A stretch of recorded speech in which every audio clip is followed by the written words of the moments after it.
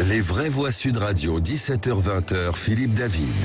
Retour des vraies voix avec Philippe Deveul, Céline Pina, Luc Gras. Le 1er octobre dernier, nous recevions dans les vraies voix de Sud Radio Dominique Brogy, qui avait obtenu le prix du think tank Marie-Claire pour l'égalité et avait reçu la veille, le 30 septembre, le prix Tech for Women à l'UNESCO pour le dispositif Mon Chérif, un dispositif qui a du plomb dans l'aile. Vous allez voir pourquoi. Nous sommes en compagnie de Dominique Brogy, fondatrice de la société Domi Digital et créatrice du dispositif Mon Chérif. Bonsoir Dominique Brogy. Bonsoir. Alors, je le rappelle, c'est un petit bouton qu'on peut mettre sur une ceinture, une baleine de soutien-gorge, etc., qui est faite pour que les femmes puissent alerter en cas de danger de leur conjoint. Le dispositif était en test dans Lyon, l'Oise et la Seine-et-Marne, et le ministère de la Justice veut interdire ce dispositif. Pourquoi ? Alors, si vous permettez, j'ai amené quelques nuances. En fait, Mon Chérif est un dispositif qui existe depuis 2016. Ça fait 6 ans. Donc, si vous voulez, Mon Chérif, on a fait des conventions avec les parquets, mais nous n'avons que 4 conventions avec les parquets, mais nous travaillons avec la France entière, avec plus d'une trentaine de départements. Et les expérimentations sont finies pour certaines depuis longtemps et nous avons des collaborations pérennes. Et en fait, le ministère de la Justice a envoyé une note. La dernière qui a conventionné en date, c'était effectivement la procureure de Compiègne, donc pour l'Oise. Avant, il y avait une convention qui avait été faite pour toute la Seine-et-Marne, mais c'était il y a déjà 1 an. Donc tout ça, ce sont des collaborations pérennes. Et effectivement, le ministère de la Justice a envoyé une note dans laquelle il se montre extrêmement défavorable au conventionnement. Alors, pourquoi ? C'est une histoire que nous subissons depuis longtemps. Et aujourd'hui, les gens qui œuvrent sur ce monde-là le savent. Déjà, la première chose que je voudrais mettre en avant de votre émission, le 3 septembre 2019, donc quelques jours avant le lancement du Grenelle contre les violences, nous recevions le témoignage de la présidente du tribunal d'Auxerre après la première expérimentation de 6 mois qui avait été menée, et cette note disait très clairement « Mon Chérif est apparu comme un dispositif opérationnel, simple d'utilisation, efficace, dissuasif, rassurant et sécurisant, peu onéreux par rapport au service rendu et remplissant pleinement son objet. Il permet à des femmes victimes de violences de se protéger des agressions éventuelles et d'apporter la preuve des faits susceptibles d'être commis.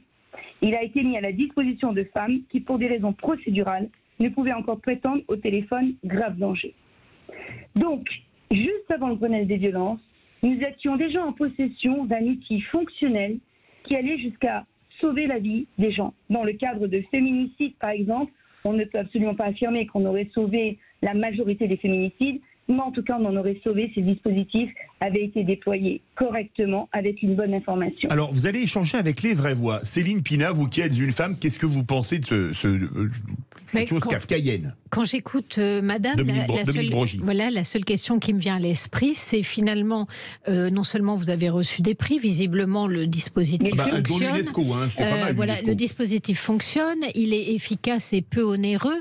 Donc comment explique-t-elle que l'on ait arrêté l'expérimentation ? Qu'est-ce qui s'est passé ? Ils souhaitent l'arrêter. Ils agissent parce qu'en fait, le ministère de la Justice, ça fait longtemps. En fait, nous nous heurtons à une volonté gouvernementale d'établir une solution unique. Donc, ce que nous ne comprenons pas, c'est que d'abord, sur le sujet des luttes contre les violences, il n'y a aucune solution unique. Ce qui peut convenir à A peut très bien ne pas convenir à B. Et surtout, pourquoi opposer A et B ? Nous, ça fait très longtemps qu'on vit cette situation, puisque comme je vous le dis, même quand on avait déjà des témoignages comme ça, les portes des ministères nous sont restées closes.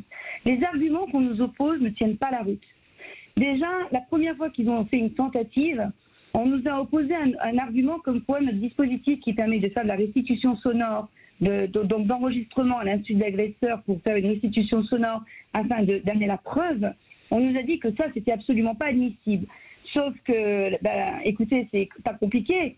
4 mois avant cette première circulaire qui a été écrite au conditionnel et envoyée par le garde des Sceaux, ce même garde des Sceaux n'était visiblement pas au courant que le 23 mars 2021, la Cour d'appel de Paris rendait un arrêté qui rendait recevable comme preuve au pénal tout enregistrement fait à l'insu des personnes dans le cadre des violences intrafamiliales. Mais surtout, on nous met toujours en opposition dans une situation d'entente et d'abus de position dominante, de favoritisme par rapport à la solution qu'ils ont mis en avant et qu'ils ne cessent d'abreuver pour la mettre en avant, on nous met toujours en opposition alors qu'ils dénoncent de la main droite ce qu'ils financent ou ce qu'ils entretiennent de la main gauche. Donc nous, on se tait, ça fait longtemps qu'on se tait, ça fait longtemps qu'on subit, sauf que là, effectivement, on ne peut plus laisser passer ça. Parce que qui paye les pots cassés de tout ça ? Les femmes victimes. On va donner la parole à Philippe Deveul, qui est avocat, pour échanger avec vous, Dominique Brogy. Oui, bonjour madame. Je trouve que votre dispositif est très intéressant. En plus, il marche. Il marche et il a été approuvé par des parquets. Donc, alors, je veux vous dire, moi, je l'ai même testé. On l'a testé avec ma compagne qui a dit, écoute, on va imaginer que tu es violent, on va tester le truc. On a eu peur. Philippe, on a eu peur. Et ça marche super bien, je l'avoue, on a voulu le tester. Mais étiez-vous sûr que c'était pour rire? Oui, vous êtes ignoble. Parce que peut-être vous auriez eu besoin d'un avocat. Et puis je dirais qu'on découvre Philippe David ce soir. Non, mais Dominique Brogy sait que je l'avais testé avant de la recevoir. Je vais être ironique, mais malheureusement. Bien dans le micro. Je vais être ironique, mais malheureusement, c'est un peu ça. Est-ce que vous connaissez personnellement le ministre de la Justice, Monsieur Dupond-Moretti, ou avez-vous des accointances avec le président de la République ou Marlène Schiappa? Est-ce que vous avez son 06? Est-ce que vous la connaissez? Aucune. Marlène Schiappa m'a envoyé un petit mot de félicitations, parce que je pense qu'elle a quand même bien été obligée de le faire quand on m'a remis mon prix à l'UNESCO. Mais enfin, la ministre qui était chargée de me remettre mon prix est celle qui me combat le plus fermement pour des raisons d'amitié clientéliste. Donc elle ne risquait pas de venir me remettre le prix.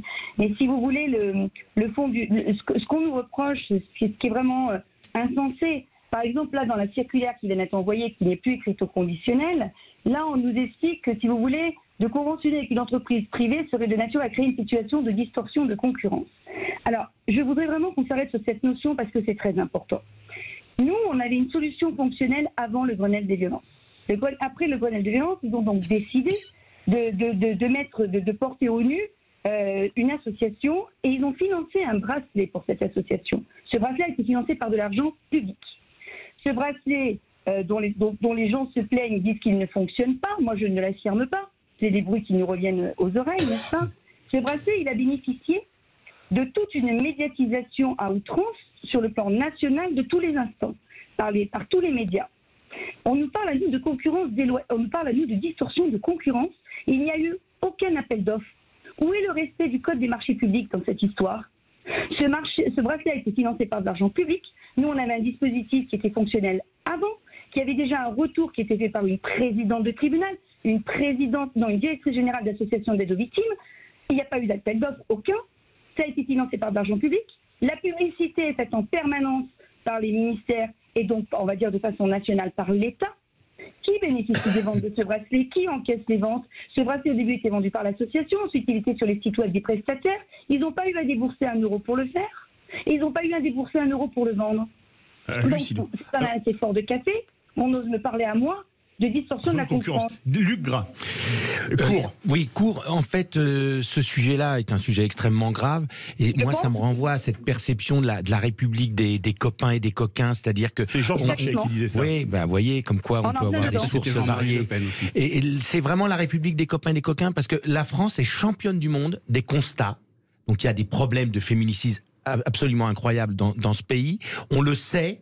Et quand quelqu'un vient de la société civile faire une proposition pour améliorer les choses, eh ben on fait rien. Et c'est quand même un petit peu c'est l'accumulation de ces exemples sur le terrain depuis 5 ans qui quand même pose question. Donc on est champion du monde des constats, mais on est vraiment dernier de la classe pour ce qui est de l'action. Et oui, c'est tout à fait vrai, parce que madame, dans un autre domaine, il y avait un ingénieur français qui avait inventé un réacteur pour se déplacer pour voler. Non seulement il avait été verbalisé par les gendarmes, et en plus il ne trouvait aucun soutien du gouvernement français, et il est parti, je ne sais plus dans quel pays, pour développer son projet qui est fabuleux. Mais si je peux me permettre, nous, notre cas, il va plus loin, il est différent. Voyez-vous, quand il y a eu un jeune homme qui a sorti l'application Tous Anti-Covid, oui. Il n'était pas fonctionnaire, le garçon, hein, et il a été pris en main. Les gens qui fournissent ce téléphone grave danger s'appellent Orange et s'appellent Alliance. Ce ne sont pas des associations. Ceux qui fournissent le bracelet anti-rapprochement s'appellent Thales. Ce ne sont pas des associations. Oui. Quand l'État veut, l'État peut. Nous, on est vraiment dans une configuration ici de clientélisme, de favoritisme, mais surtout, on va jusqu'au bout des choses. C'est-à-dire que nous, on fait tout, ils font tout ce qu'ils peuvent pour nous faire disparaître. Donc nous, on essaye de lutter comme on peut parce que notre dispositif fonctionne, qu'on a pléthore de témoignages, etc. Mais c'est une situation qui est insensée. Parce qu'à la base, moi, je pose juste une seule question. Nous sommes sur l'univers de la lutte contre les violences. Oui. Pourquoi autant de violence à notre rencontre? Alors, bien sûr que c'est une violence, le féminicide, mais d'une manière plus large. Comment, en 2022, on n'a toujours pas réglé le problème de l'égalité des salaires? Vous voyez, il y a vraiment une approche... C'est autre chose, Oui, mais c'est un problème dans notre société. C'est qu'il y a un sujet de base, qui est l'égalité homme-femme, qui est la protection de ceux qui sont en difficulté. Et moi, je voudrais quand même le dire là-dessus. Les femmes, elles sont où dans ces combats-là? Non, mais on a passé le temps, alors 10 secondes. Très très court, on a vu ce que ça pouvait donner parfois que de contractualiser avec des grosses boîtes que l'on ne contrôle pas. Vous voulez parler de McKinsey? Non, de McKinsey, d'Orpea, d'un certain nombre. Et c'est dommage parfois de ne pas donner sa chance à des gens sur le terrain qui connaissent en plus, qui ont des liens très forts avec ceux qui interviennent aussi. Merci Dominique Brogy, créatrice de Mon Shérif et fondatrice de la société Domi Digital. On va suivre ça de très près sur Sud Radio. Tout de suite, notre grand débat. Les dîners de Bercy d'Emmanuel Macron, plus de 120 000 euros dépensés d'argent du contribuable. Êtes-vous choqué? Vous êtes 93,8% à dire oui. On se retrouve tout de suite pour en débattre avec Jonas Haddad, orateur de campagne de Valérie Pécresse.